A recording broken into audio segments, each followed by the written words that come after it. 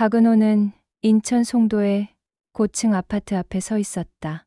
전면 유리창에 비친 자신의 모습이 낯설었다. 낡은 재킷, 세탁기를 돌려도 지워지지 않는 손목의 기름, 얼룩, 버스 운행표처럼 각진 얼굴선. 초대장을 꺼내 경비실에 내밀며 순간적으로 주저했다. 이 나이에 이런 집에 들어와도 되나? 경비원이 고개를 끄덕이며 안내를 하자 그는 천천히 로비를 지나 엘리베이터에 올랐다. 버튼에 불빛이 켜지고 수십 층을 오르는 동안 그는 바지주머니 속 봉투를 만지작거렸다. 낡은 고무줄이 감긴 서류 봉투 안에는 자신이 몇 달간 준비해온 중요한 문서가 들어 있었다. 문이 열리자 넓고 밝은 거실이 눈앞에 펼쳐졌다. 큰딸 박지연은 이미 손님 맞이에 분주했다. 아빠, 회사 사람들 잠깐 들 거예요. 편하게만 계세요.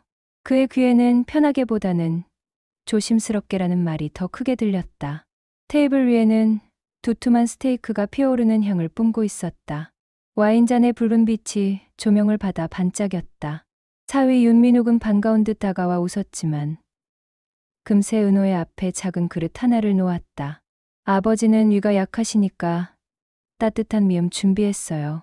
사위의 배려 섞인 말투가 무례한 것은 아니었지만 은호는 테이블에 놓인 화려한 음식들과 자신 앞에 놓인 질감 없는 흰죽의 대비를 피할 수 없었다.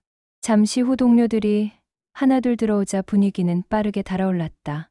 와인의 향이 퍼지고 회사 실적과 신제품 캠페인 얘기가 오갔다.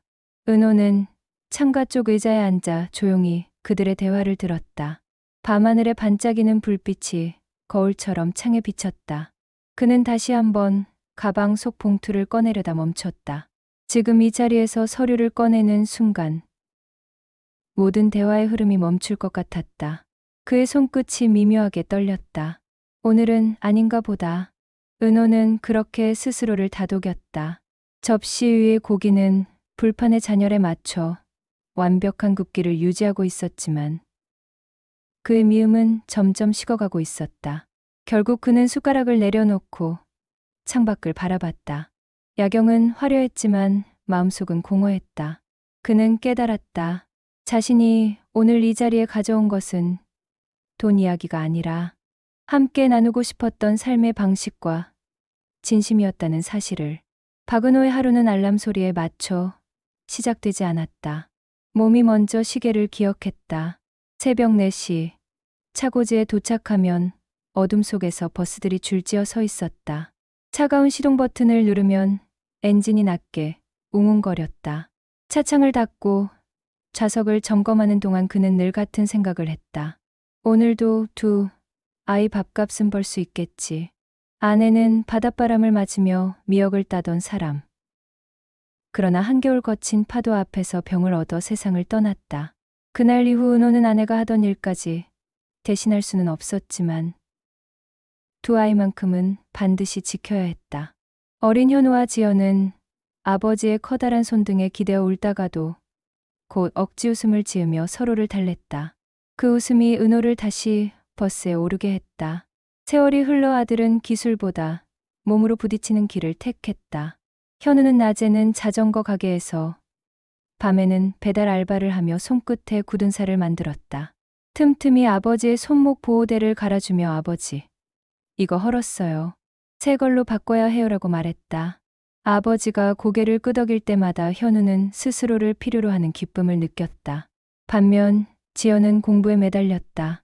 장학금을 놓치지 않으려고 밤을 새우며 디자인을 그리고 서울로 올라가 광고업계에 발을 디뎠다. 그 길은 외로웠지만 그녀는 성공으로 아버지를 위로하고 싶었다. 은호는 늘 자랑스러웠다. 하지만 동시에 마음속 어딘가에서는 불편한 균열도 느꼈다. 지연은 점점 도시 사람의 말투와 속도로 변해갔고 아버지를 향한 배려는 점점 형식적인 안부 전화로만 남았다. 그런 딸이 새집들이를 열었을 때 은호는 준비해온 봉투를 꺼낼 기회를 엿봤다.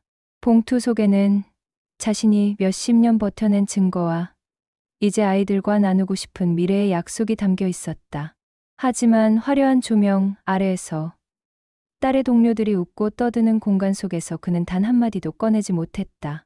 누군가의 아버지라기보다 잠시 초대된 손님 같았다. 버스의 시간표처럼 정확히 움직여온 삶이었지만 정작 가족 앞에서는 말 한마디 제때 꺼내지 못하는 자신이 서글펐다. 그는 그날 밤 시동을 끄든 마음속 이야기도 꺼내지 못한 채 접어두었다. 편지는 평범한 아침에 찾아왔다. 박은호는 마당에 낡은 우편함을 열었을 뿐인데 두툼한 서류 봉투 하나가 그의 손에 얹혔다. 발신인은 도시개발공사였다. 처음엔 광고 전단지나 고지서쯤으로 여겼다. 그러나 봉투를 열어본 순간 눈이 커졌다. 숫자가 눈앞에서 춤을 추듯 흔들렸다. 보상금 52억 7천만 원. 오타일지도 모른다는 생각에 몇 번이고 문장을 훑었지만 글자는 여전히 똑같았다. 그의 가슴이 빠르게 뛰었다.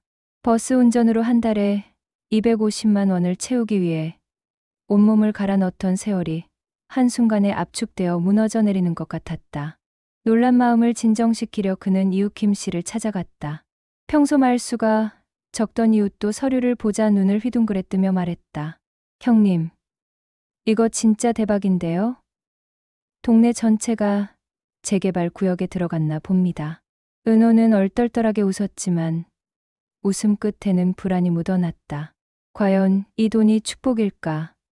아니면 새로운 시련일까? 소문은 금세 퍼졌다. 연락이 뜸하던 먼 친척들이 전화를 걸어왔다. 사촌은 투자 이야기를 꺼냈고 오랫동안 보지 못한 조카는 한번 뵙고 싶다라며 목소리를 높였다. 은호는 차가운 기시감을 느꼈다. 사람들은 그의 성실이나 지난 세월의 땀방울이 아니라 단지 돈을 보고 다가오는 것이었다. 밤이 되자 그는 홀로 부엌에 앉았다. 봉투를 테이블에 올려두고 가만히 바라봤다. 종이 한 장이 어떻게 사람들의 얼굴을 이렇게 바꿔놓을 수 있을까? 마음속 깊은 곳에서 두 가지 목소리가 싸웠다. 하나는 이제 편히 살아도 된다는 안도였고 다른 하나는 돈 앞에서 무너지는 사람들의 진짜 얼굴을 직시해야 한다는 경계였다. 은호는 차갑게 식은 국을 떠먹으며 생각했다. 이 돈이 과연 내 가족을 하나로 만들 수 있을까? 아니면 더 멀어지게 할까? 박은호는 결국 결심했다. 이 커다란 소식을 가장 먼저 전해야 할 사람은 아들이라고. 장남이니 당연히 먼저 알려야 한다는 생각이 마음을 지배했다. 주말 아침, 그는 단정히 옷을 갈아입고 오랜만에 구두까지 닦았다. 가방 속에는 아직 아무에게도 보여주지 않은 보상금 서류가 들어 있었다. 서울 강북의 아들 집에 도착했을 때 현관 앞에서부터 묘한 긴장이 흘렀다. 문을 열어준 며느리 민정은 반가움보다는 놀라움에 가까운 표정이었다. 어머님, 갑자기 어떻게 그녀의 목소리에는 분명히 피로가 섞여 있었다. 거실에는 아이들의 장난감이 흩어져 있었고 소파에는 민정의 어머니가 앉아 있었다. 은호가 자리를 잡자마자 민정은 시계를 흘깃 보더니 아이 학원 시간이 곧이라서요라고 중얼거렸다. 순간 은호는 자신이 환영받지 못하는 손님 같았다. 잠시 후 아들이 들어왔다. 현우는 반갑게 웃기는커녕 아버지, 미리 연락 주시지 그러셨어요라며 차가운 인사를 건넸다. 그 말투는 은호의 가슴을 묵직하게 눌렀다. 식사 시간이 되자 상황은 더 선명해졌다. 며느리가 아이들에게는 초밥을, 은호에게는 라면을 끓이겠다고 한 것이다. 현우는 별다른 이의도 없이 아버지는 라면 좋아하시잖아요라고 덧붙였다. 은호는 그 순간 말없이 웃었지만 속에서는 오래된 상처가 다시 벌어지는 듯했다. 그날 밤 작은 방에 혼자 누웠을 때 은호는 가방 속 서류를 꺼내지 않았다. 만약 이 서류를 보여줬다면 아들의 태도가 달라졌을까? 아니면 돈 때문에 갑자기 웃음을 지었을까 생각은 꼬리를 물었다. 그는 다시 한번 마음속 봉투를 접어 넣었다. 며칠 뒤 딸 지연의 원룸을 찾았을 때 분위기는 전혀 달랐다.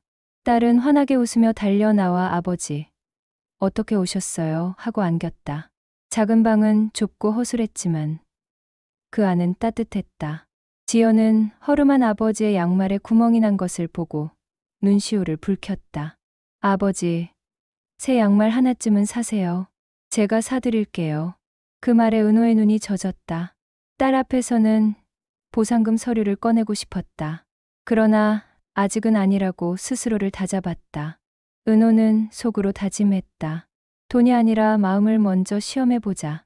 며칠이 지난 뒤 은호의 마당에 뜻밖의 차가 멈춰섰다. 검은 승용차에서 내린 것은 아들 현우와 며느리 민정이었다. 평소처럼 반듯하게 꾸민 모습은 사라지고 두 사람은 초라한 얼굴로 현관 앞에 무릎을 꿇었다. 가을비가 내리고 있었지만 뒤를 피할 생각조차 하지 않았다. 은호가 다가가자 현우는 붉어진 눈으로 떨리는 목소리를 냈다. 아버지, 잘못했습니다. 정말 후회합니다. 민정도 울먹이며 덧붙였다. 어머님, 제가 너무 철없었습니다. 제발 용서해 주세요. 은호는 오래 침묵했다. 지난번 서울 아파트에서 받았던 차가운 시선과 라면 드실래요? 나는 며느리의 말이 다시 떠올랐다. 그러나 눈앞에서 비에 젖은 두 사람은 그때와 달랐다. 자존심을 내려놓고 진심으로 사과하는 모습이었다. 집 안으로 들어온 세 사람은 마주 앉았다. 은호는 묵묵히 그들의 말을 들었다. 현우는 회사를 잃고 생활이 무너진 뒤에야 비로소 아버지의 삶을 이해하게 되었다고 했다. 매일 새벽 4시에 나가셔서 우리 키워주신 게 어떤 의미였는지 이제 조금 알겠습니다. 은호의 가슴이 저릿했다. 그는 여전히 분노와 회한이 섞여 있었지만 동시에 부모로서 느낄 수밖에 없는 연민도 있었다. 그날 저녁 딸 지연이도 집으로 왔다. 오빠와 올케가 고개를 숙이고 있는 모습을 보자 그녀는 잠시 놀랐지만 곧 담담히 말했다. 아버지, 선택은 아버지 몫이에요. 저는 아버지의 마음을 따를 겁니다. 그 말은 은호의 등에 손을 얹어주는 듯 따뜻했다. 은호는 오래된 서랍에서 보상금 서류를 꺼내 식탁 위에 올려놓았다. 세 사람의 시선이 동시에 그 종이에 꽂혔다. 그는 천천히 입을 열었다. 이 돈은 나를 위한 것도 너희만을 위한 것도 아니다. 그동안의 피와 땀의 값이지. 하지만 한 가지는 분명하다. 돈보다 중요한 건 마음이다. 내가 그걸 이제라도 깨달았다면 늦은 게 아니다. 현우는 고개를 숙인 채 울었고 민정도 조용히 눈물을 닦았다. 지연은 가만히 아버지의 손을 잡았다. 은호는 결심했다. 보상금의 일부는 아들이 새 출발을 할 수 있도록 빌려주되 관리권은 전부 딸에게 맡기기로. 그가 지켜본 세월 속에서 진심을 가장 오래 보여준 이는 지연이었기 때문이다. 밤이 깊자 거실에는 오랜만에 웃음소리가 흘렀다. 완전히 과거로 돌아갈 수는 없겠지만 은호는 깨달았다. 돈은 사람을 바꾸지 않는다. 단지 그 사람의 진짜 얼굴을 드러낼 뿐이다. 그리고 남는 것은 결국 함께 울고 웃어주는 가족뿐이라는 것을.